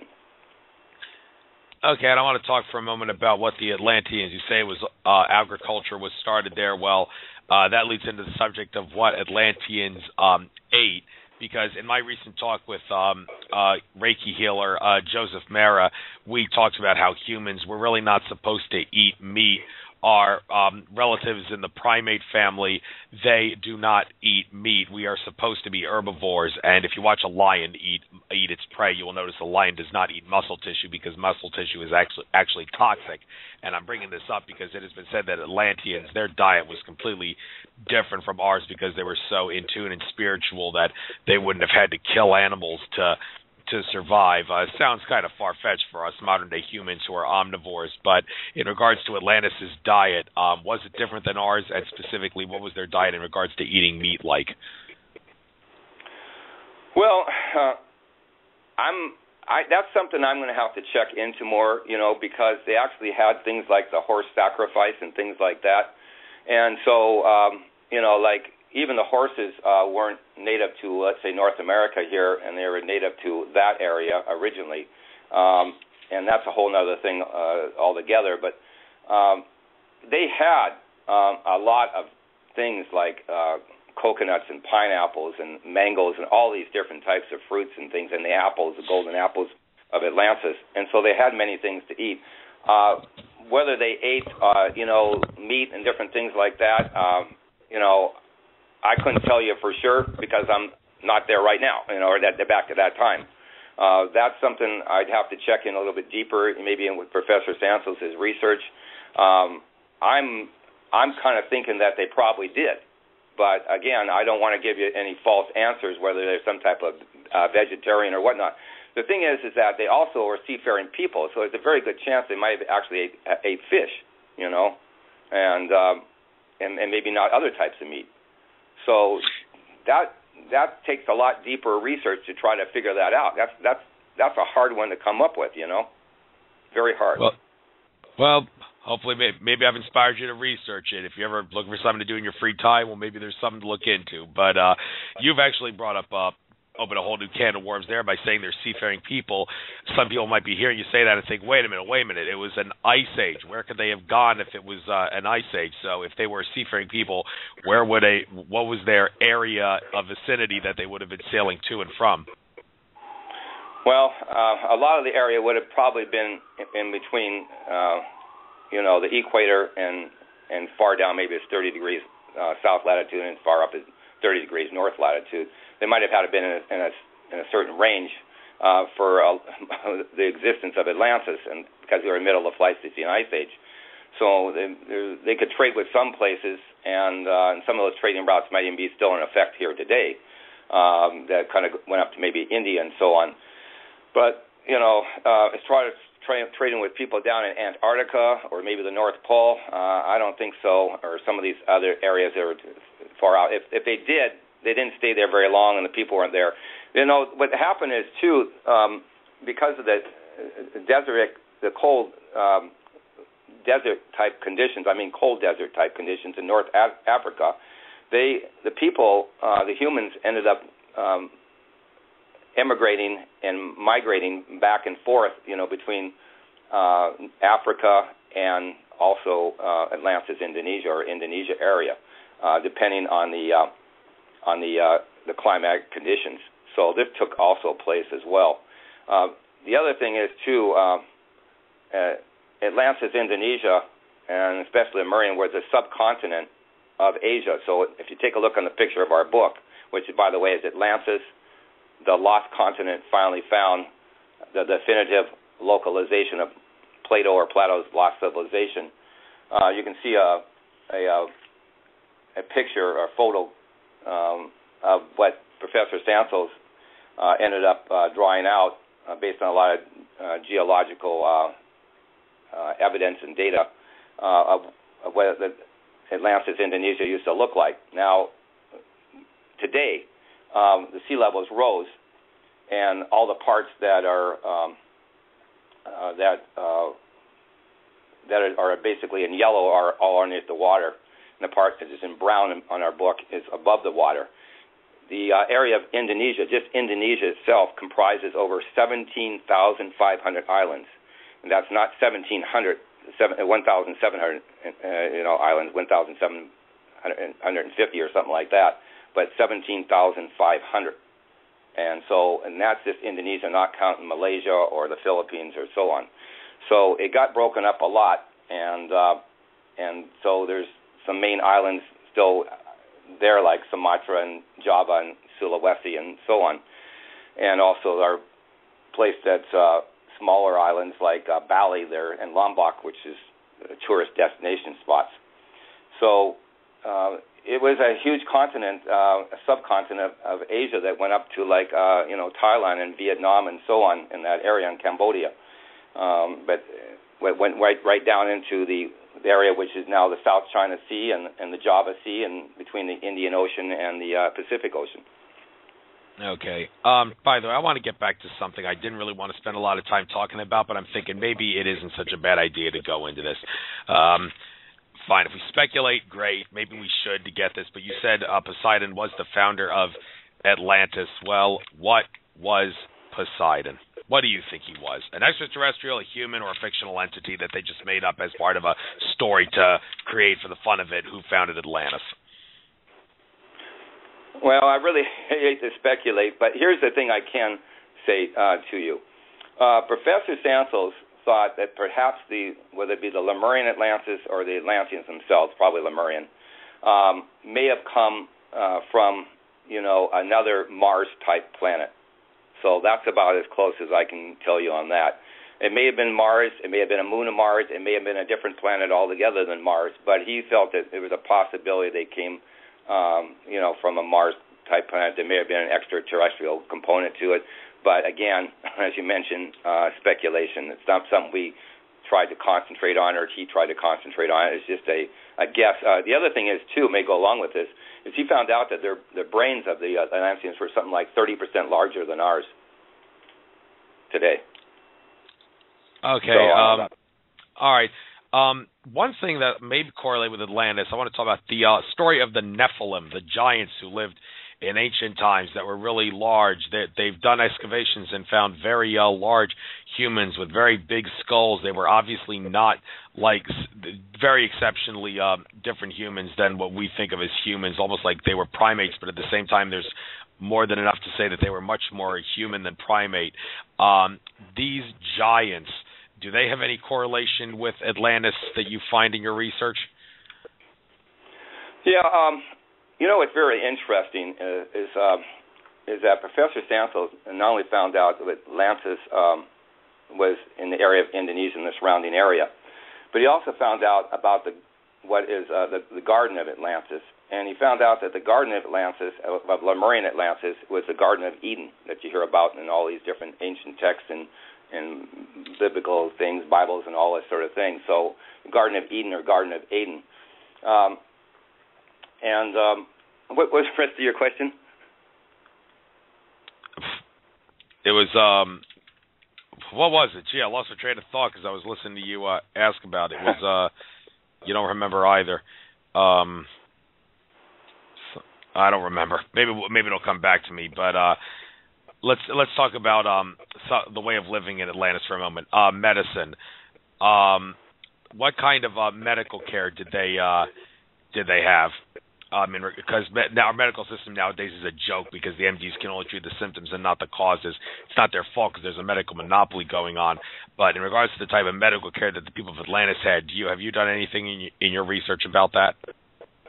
Well, this is a kind of a tough one too, but I'm hoping if they do find something like the Hall of Records in the, let's say, the Gunung Padang Pyramid, or one in, the pyramids in Egypt or Central or South America, that they have, these type of things like, medical research files and things like that, and medicines. I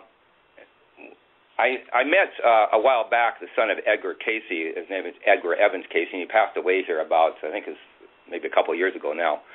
And, a lot of his readings were like maybe out of Atlantis or something like that, because Edgar Casey was like the father of holistic medicine.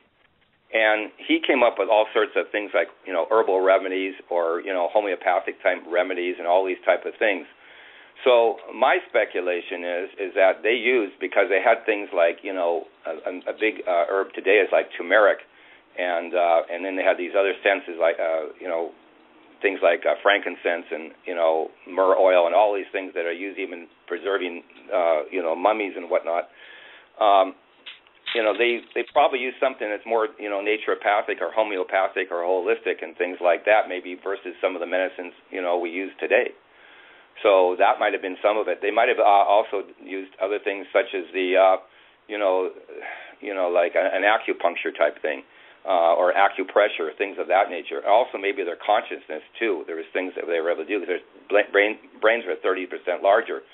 So the other thing is they also developed alchemy too. So so some of this thing that they were able to make, like for instance, Professor Stansos found out too that a lot of people think like gunpowder was developed in China, and he found out the gunpowder was really developed in Atlantis, Indonesia, in Atlantis through like alchemy, and maybe the Chinese ended up getting a hold of some of this information, and so they kind of everybody thinks that the Chinese invented gunpowder, but it really came through the Atlanteans. Okay. By the way, I do remember what I was talking about. We were talking about the Nephilim, the giants, the very big humans that were. Did they have any correlation with Atlantis? Yeah, sorry about that. Very important, and this is why I mentioned the Garden of Eden, because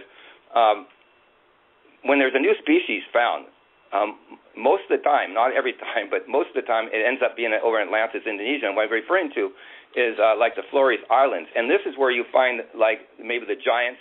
Or that might be let's say 3 meters tall, or around 8 or 9 feet tall, or maybe even higher, taller than that. And they have these skeletal remains, and every once in a while they find something, and then it gets taken away, or something happens to it, And so you hear these reports. The other thing is the hobbits, which is the dwarfs and things, smaller people. So they have the giants, and they also have the the hobbit type of people, and they find these skeletal remains, generally in and around Flores, which is part of the Indonesia, and these are part of I think part of the evidence as well. But some of that evidence gets taken away once in a while, and you don't see or hear about it. Once in a while, somebody can snap a picture or so, or photo, but to actually have the actual skeletal remains and do the research and everything on it, it seems to something happens to it, and so. This is another thing, I think everybody in humanity, this is really, like I said, about humanity, ought to get involved in this and start, demanding that we, get to the bottom of this, Just like, for instance, my good friends over in Indonesia and I was over in Bali doing the World Culture Forum, and the scientist that was sitting next to me was the lead scientist to the president of Indonesia. He's on the lead scientist on the presidential task force regarding ancient catastrophic events and investigating Gunung Padang Pyramid. I even had him on another internet radio show not too long ago, and along with one of his other colleagues. But these are scientists that are coming out that aren't so scared to have the support, this is a taboo subject and they're going to lose their careers and everything. That's really something of the past. and ought to be done away with, because there really is something to this, and it needs to be investigated, just like scientists were very curious a long time ago, but unfortunately got turned off by all this misinformation and people pointing them in the wrong direction and no evidence coming up. And so they kind of gave up on it and basically made it a taboo subject, because every time somebody pointed to the wrong haystack or haystacks. And now this is why I'm trying to correct this along with Professor Santos, the late Professor Santos, in pointing finally to the correct haystack. Okay, and I want to talk a little bit more about, you said you met the son of Edgar Cayce, even though he's, was it the son or the grandson?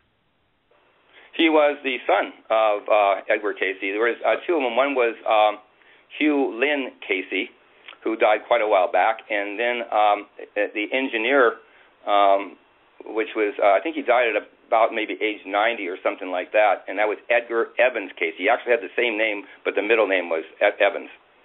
Okay, and someone in the chat room here is talking about crystal healing chambers. You walk in ill, you walk out healed. Cayce channeled lots of this in his book Atlantis, and the colored chambers were used to balance the chakras, and they used gems for healing. Are you familiar with any of this stuff? Yeah, I've heard of this type of thing before, and look, there's a very good possibility that the Atlanteans used these types of crystals. I'm not saying that they didn't. There's a very good chance they did. As a matter of fact, a lot of this crystal type things are used in radios and computers and things today. The other thing, if you take rose quartz crystal, you rub a couple of them together in a dark room, they actually make sparks. So, we can derive, there's ways of maybe deriving some type of energy out of it. We may not understand this altogether.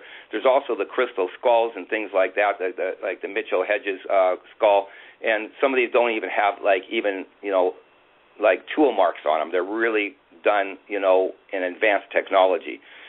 Same thing with, the pyramids and some of the ancient temples and structures. The stones are put together in precision, so you can hardly even get a razor blade between them. I mean, this takes a laser technology and things like that. And some of this laser type technology is, involves, things like crystals and things like that. So look at, we don't probably fully understand by a long shot, what can be done maybe with crystals, whether it's for energy or healing purposes, all this kind of thing. And so this needs to be investigated too. And I hope we can also get a lead on this if we get lucky enough. And again, it will take a little bit of luck. It's not assured yet. If we can ever find the Hall of Records, and I'm hoping they actually will find something in the Gunung Padang Pyramid that maybe these kind of things. Now, it may not be written in English or something like that. There's a good chance it's probably written in some language like Dravida or ancient or Sanskrit or something like that, or some Dravidian language. Because if we can get a hold of some of those records, we can really maybe advance our whole civilization for all humanity. I just hope and pray that they would come out with, if the information is found, that it gets released, to the public, so we can all, prosper by it and not held secret. But all I can tell you is that the lead scientist, as far as he was concerned, he didn't think they could hold it back. He thought there'd be so much world pressure on it that it would get out. One thing I want to talk about in regards to the ways of living of the Atlanteans, this is somewhat related to what we're talking about in regards to secret technology the Atlanteans may have had. In regards to the people of Atlantis having electronical equipment, is there any evidence that you find that suggests that electronic equipment was used by the people of Atlantis in some way, shape, or form? I think it's been in Egypt and a couple other places. There's been batteries, ancient Baghdad batteries. Yeah, so there is a very good chance. Now, look, the whole place got really destroyed bad. The people were burnt before they were, drowned, maybe, And by the way, I got to tell you something about this, but it's highly symbolic. So it's very possible it did, but they had to get out of there and to flee the best way they could, because when that volcano went off, and it's not just like one here in Mount St. Helens, which is a very small one in Washington State, but it's a super volcano, and it was a caldera super volcano. So it's nothing to mess around with. It's going to really take out the area. In fact, actually 70% of all the mammals on Earth ended up extinguishing at that time, including the saber-toothed tiger and the woolly mammoth and many of these other animals, 70% of the species. So we were lucky not to get totally extinguished ourselves.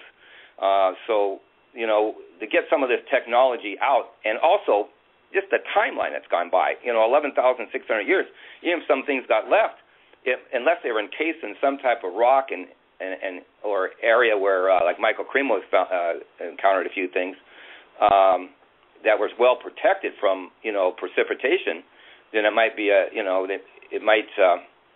might be a problem. Now, my understanding is that this area in Gunung Padang Pyramid, the caverns and chambers inside there, are well protected from any type of precipitation, water, rain, whatever, unlike areas of where they found the Dead Sea Scrolls, where it's got, unfortunately, they got deteriorated because of some of the precipitation and water and things leaking into the caves. So, it just really depends. Now, I was going to mention one other thing I almost forgot. This whole area of Indonesia, where the tsunami took place, it's highly symbolic because in many religions you have something like the baptisms. It might be in Hindu religions and Christian religions and other religions throughout the world.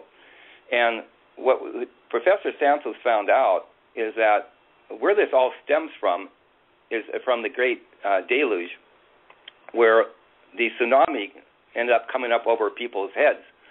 That's why most of the baptisms, they dunked the person's head underneath the water, and this was highly symbolic to a remembrance of our ancient ancestors when over 20 million people got destroyed in a day and a night on the face of the earth. And so it all goes back to this, the water going over people's head from the Great Deluge because of the holy mountain of paradise, the volcanic activity going off. But people were burnt besides, and then also drowned. And so there's also there's a couple of pictures in our book depicting this about these some of the inhabitants getting out of that area and the volcano going back and people in the water drowning and so on. You'll see that in one of the pictures in our book. So I don't know if you knew where some of this baptism originated from, but we found out it originated out of Atlantis.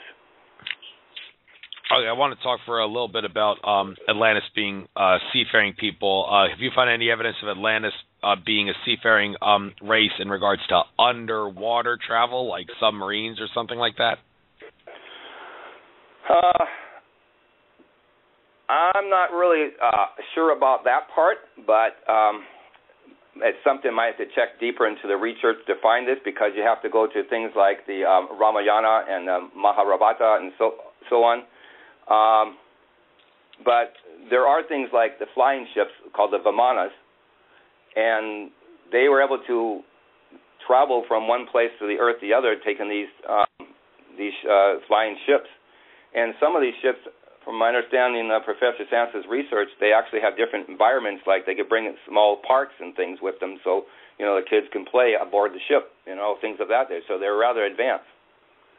So this is what my understanding is ahead. I'm not sure about the submarines, but, when I was in Abydos in Egypt here a few years back, there's pictures on the wall showing, different flying crafts and like maybe a submarine and that sort of thing. So, that's maybe some of the evidence we might have to point to as far as having that. But those pictures on those in Abydos and those places are most likely from their previous homeland, which was Atlantis, Indonesia. Egypt was not their original homeland. It was their second homeland. Okay. By the way, we got about 14 and a half minutes left. So I think I may want to get talking about some really, really serious stuff here. I'm going to open up a little bit of a can of worms myself.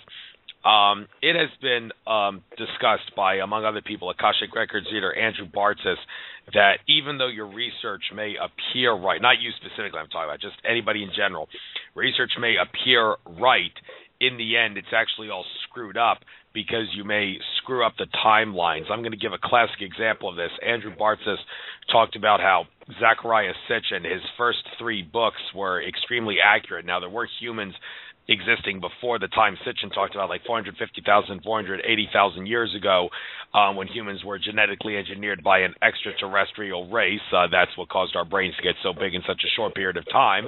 And even though humans did exist in cycles before then, as Bart has explained, the point is Sitchin, after his third book, he screwed up his timelines to such a degree, because there's many timelines in our reality. It's not just one timeline. There's many different others, and it's possible to mix them up, and that's why his fourth book onward got very inaccurate. And this opens up the whole can of worms that I said in regards to what I said earlier about how the other people may have different theories on how Atlantis collapsed, like because of a solar system cataclysm and not necessarily a volcanic eruption. And any metaphysics expert could tell you that timelines do eventually converge on each other at some point, but the sequence of events that led to before that convergence was completely different. Of course, I am asking you to have a big open mind here, but would you be willing to entertain the possibility that Atlantis maybe did collapse in different ways because there are different timelines interacting in our reality where different things happened? Well, let's put it this way. Professor Santos says in his book, and also the information on the free article is on the website, that, it's possible he could be wrong about something, but his basic framework regarding the location of Atlantis and things like this, he's very, very certain that it's going to be the standard, more or less, that's going to be where Atlantis is going to be really found. I mean, things like the Gunung Padang Pyramid and a whole lot of other ancient artifacts and structures and things in Indonesia that are discovered, only partially discovered, or haven't even been discovered yet, are going to start to come out. So we got to come up with the physical evidence. It points to some place that might be in Spain or Antarctica or somewhere in the Mediterranean, like around Cyprus, and not come up with anything, and also have it way down thousands of feet below the ocean. That's another thing. Look, at the area around Indonesia is only around, and the sea level only rose 130 to 150 meters. The area is shallow around there, unlike the Indian Ocean, where they're looking like, for the Malaysian airplane. So these things, all are important when you start adding up all the pieces of the puzzle. That's why I highly suggest you and your listeners go up to our website and check out the checklist that we've got under the free articles. And you will start to see that things such as, having horses and coconuts and pineapples in the tropical climate and the continental size right and the elephants and, and the irrigation canals, by the way, also irrigation canals in Machu Picchu is a signature of Atlantean engineering, all the hydraulics and controlling the erosion and everything. That's what it's for. And they still have that terracing going on in places in Indonesia today, especially in Bali. I went over to an area there in order to control the erosion for their crops such as rice and so on. A lot of these things, including, by the way, they should have been doing up here in our area up in Darrington and Oso, has done something more like an Atlantean-type terracing technology so they wouldn't have that great big mudslide. This is a signature of Atlantis, just like the pyramids. So all these things are really important that they have. They have the volcanic, the volcanism, the ring of fire there. All these things, when you start adding up the different metals, strategic metals that Atlantis was known for, so they could use them in wars and battles and things. All these type of things, it point to this area over and over and over and over again. So that's why there's so many different coincidences, and the probabilities were just astronomical that Professor Santos himself had to turn around 180 degrees on his thinking about even whether Atlantis even existed, let alone being located in the area of in Indonesia. So these are all important. By the way, one other thing I was going to say, because I know your show is going to end here, is you've heard about Christopher Columbus looking for America. That's total myth. He knew America was there. He knew America was Indies? there. He was looking for the East Indies for that, not, by the way, not the West Indies. What we found out is that this, and maybe a little bit different from what you heard, okay? We found out that he was looking for the East Indies for the king and queens of Spain. And the reason he was looking for the East Indies is we found out, he was looking for the Atlantis, because he had all the ancient maps, which were considered just as valuable a treasure, if not more so. And so he didn't realize, and according to Professor Santos, he didn't realize that the Americas were there because he didn't take the the dialogues of Plato, the Timaeus and Critias dialogues, seriously, there's going to be an outer continent. So he ends up, again, he's looking for the East Indies and not the West Indies like the Caribbean. And so he comes into the Americas. Now, when they tell you this in school, that he's looking for the East Indies and he ran into the Americas. Well, what usually would happen in school is that, and I was thinking, whatever happened to this idea of finding the East Indies? Why didn't we hear about that? So if you generally stand up and raise your hand and ask that question, they say, sit down and shut up, kind of a thing. So we found that this is what he was really looking for, and he ran into the Americas. Now, even today, Indonesia was discovered supposedly discovered by the Dutch, and it's called the Dutch East Indies.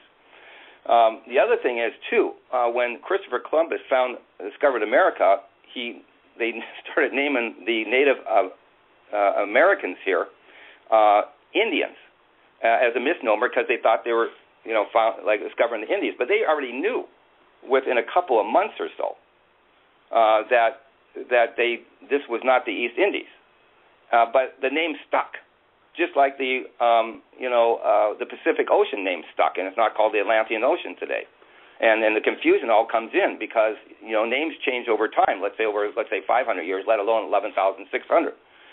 So this is what we found out: is looking for the riches of Atlantis for the kings and queens of Europe. Now, does that start to make more sense?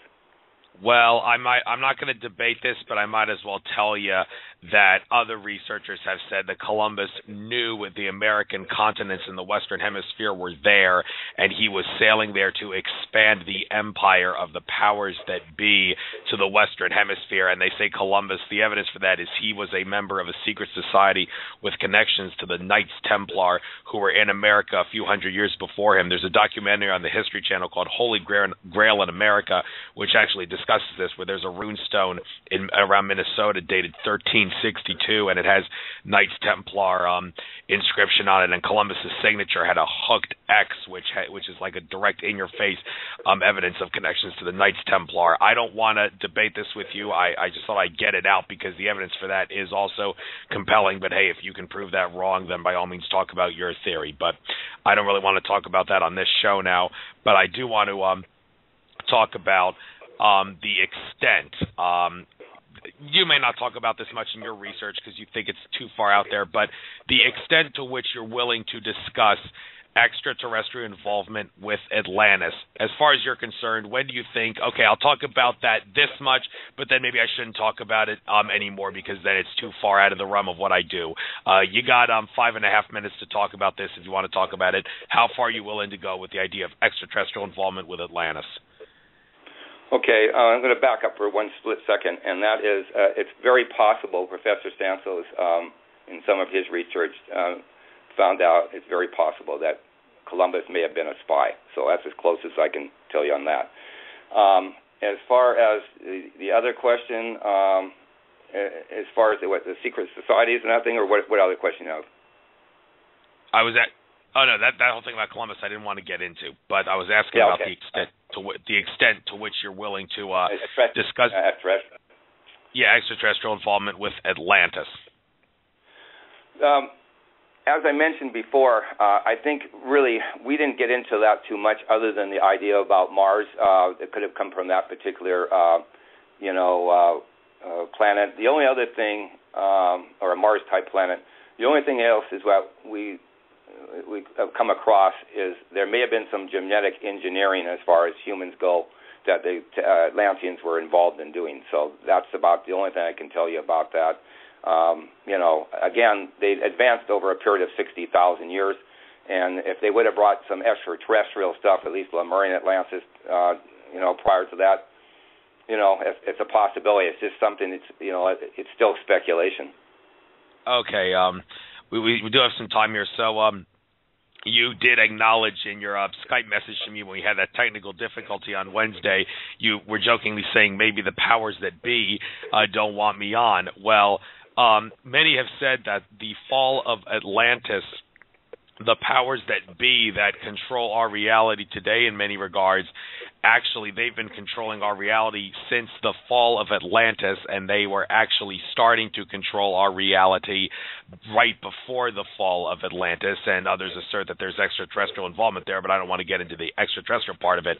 I want to get into the powers that be controlling our reality since the fall of Atlantis and maybe right before the fall of Atlantis. Can you offer any comment on that? You got 4 minutes to do that. Okay. Professor Santos and I felt, that, look at this whole thing about Atlantis has been kept secret for 11,600 years. I think in regards to some of the powers that be out there, whatever groups they may be, or, I know about a lot of the different names, but, I'm not going to name any particular one. I think there's a certain segment in there, a certain group that really wants this information to come out. And there's another group that's had their way for 11,600 years that don't want it to come out. I represent and as a messenger for Professor Santos and a messenger for the ancient Atlanteans themselves. And the way they see it is that when we get up to a certain amount of technology and understanding, whether it be the computers or just development of sciences or an understanding and so on, that's beyond what's been, what Professor Santos termed as the profane, and maybe some of the amateur researchers that didn't fully understand all the different realms and aspects of Atlantis and the civilization and culture. When we get up to that level, the whole thing is going to start to come out. Now, I'm on the edge of this and getting the information out. So as far as I know, to me, the ancient Atlanteans, I'm the messenger to start to get this information out to the world. Now, there may be other people involved, along with my group, and people in Indonesia and Malaysia and so on, and other areas. They're going to want to get this out as well. And so I'm just kind of the catalyst to do this, along with Professor Santos. He's not living anymore today. He passed away on September 9th of 2005, by the way. It was a great loss to the world. This is his gift to the world. And we understand that there's a lot of reasons to kept this secret all these years. So people went pillage and plundered the area so much. And maybe some of that's been going on over the last 100 or so years now. But our feeling is that, and what we've detected from the Atlanteans themselves and their different types of texts and information, is that they eventually want the information to get out.